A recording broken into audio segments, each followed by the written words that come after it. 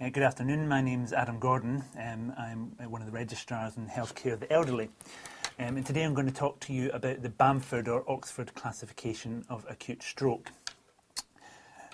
Now, the Bamford classification is important for a number of reasons.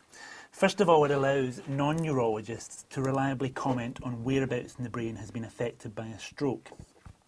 Secondly, it allows easy identification of syndromes that don't fit into the classical stroke scenarios. It allows for clinical prognostication and therefore management decisions even before a brain scan has been conducted. And it also avoids the use of much less useful acronyms like cerebral vascular accident, which can be confusing for both patient and doctor and are probably best avoided in clinical practice. You only need to have a really very rudimentary understanding of cerebral vascular anatomy to apply the Bamford classification.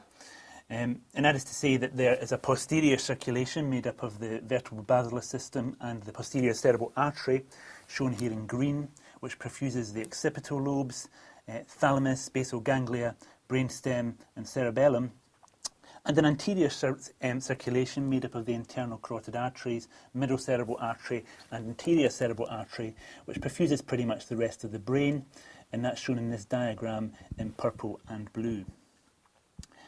So if you have a stroke which affects much of your anterior circulation, as is demonstrated in this diagram, CT scan here, then this is classified as a total anterior circulation stroke.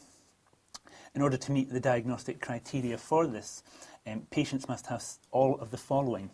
They must have signs of higher dysfunction, that is to say dysphasia, decreased level of consciousness, neglect, or astereognosis or apraxia. They must also have signs of homonymous hemianopia and a motor or sensory deficit affecting greater than 2/3 of the face, arm and leg. If a patient suffers a stroke which affects a smaller part of the anterior circulation, then they have the partial anterior circulation stroke syndrome.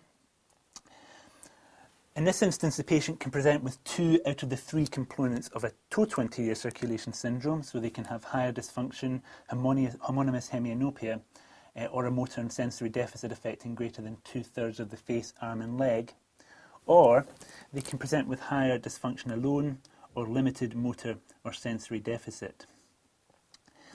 The posterior circulation supplies a wider array of structures and therefore has a wider array of clinical presentations.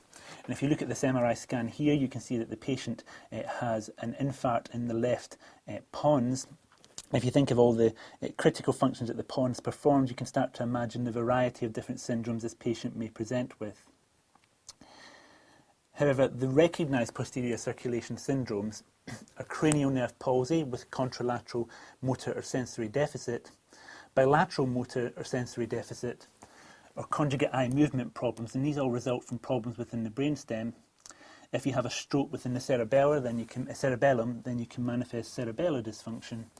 And if you have an occipital lobe stroke, then you can have an isolated homonymous hemianopia. The last of the strokes that makes up the Bamford classification is the lacunar stroke. And in this picture here, I'm just see if I can get the pointer to work.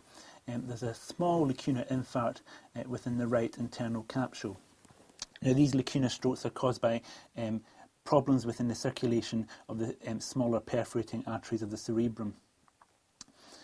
And a lacunar stroke produces very discrete symptoms, and these are either pure motor symptoms, pure sensory symptoms, sensory motor symptoms, or an ataxic hemiparesis, all affecting greater than 2/3 of the face, arm and leg. Now, that's been a bit of a whistle-stop tour of the Bamford classification, and obviously we could talk at this at much greater length, and I can give you some web references towards the end of the questions if you want. But I think perhaps the most important thing about this is that it prevents junior doctors trying to fit a square peg into a round hole. So if they have a syndrome in a patient that clearly doesn't meet one of these diagnostic categories, then they can start to wonder as to what might be going on and perhaps seek more specialised help with some degree of urgency. Any questions? Yes. The distinction between a tax and a pax is important. Mm-hmm. How do you differentiate between hemisensory neglect and homonymous hemianopia? Well, a monomus hemianopia, essentially a patient cannot see one visual field. With hemisensory neglect, they can see the visual field, i.e. to direct confrontation in that visual field, they are able to perceive an object.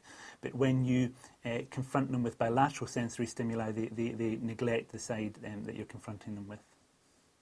Okay, thank you. I have another question.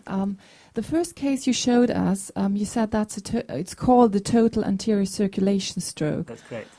Well, I think it might be slightly misleading if you look at the actually arterial territory, because it was a medial cerebral artery infarction. So don't you think that's slightly misleading also to use actually anterior, whereas it's actually the middle cerebral artery which is affected? Well, I mean, the distinction between anterior and posterior is not referring to the anterior cerebral artery. It's referring to the anterior circulation coming from the internal carotids. So a middle cerebral artery infarct is by definition an anterior circulation infarct, and most clinical total anterior circulation strokes are in fact middle cerebral artery infarcts. Very good. Great, thank you.